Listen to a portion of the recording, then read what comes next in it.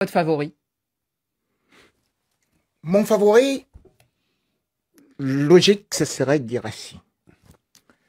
Pourquoi Guirassy? Parce que je vais dire que je n'ai pas vu depuis un certain temps un attaquant aussi impressionnant dans des clubs et surtout lorsque je vois ce qu'il a fait l'année dernière.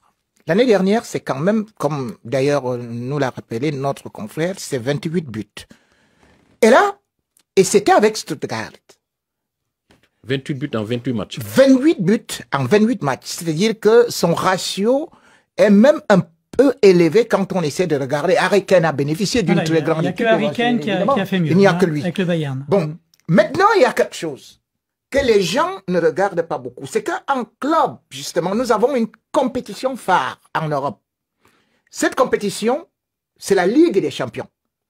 Tout le monde parle des prestations de Rafinha.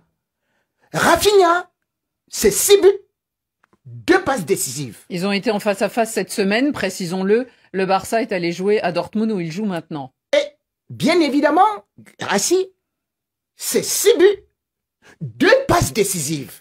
Alors, imaginez qu'on me parle d'un super... l'adversaire. Il y a un moyen d'enfoncer le Barça. Rafinha, attendez, pour vous dire que nous sommes là, par exemple, parce que je vais vous dire, je vais vous dire par exemple qu'en 2015, parce que si on regarde c'est Dortmund qui a gagné. Si on regarde par exemple que il n'a pas remporté grand-chose, nous allons juste dire que je vais regarder ce qui s'est passé en 2015, c'est-à-dire que Yaya Touré avait remporté des trophées, mais en club, l'homme qui a été performant, c'était Aubameyang et il a remporté le trophée de la CAF. Donc pour moi, quand on regarde la compétition phare, c'est-à-dire là où tous ils ont évolué, je trouve que aujourd'hui Guirassy, c'est à lui pour l'année 2024.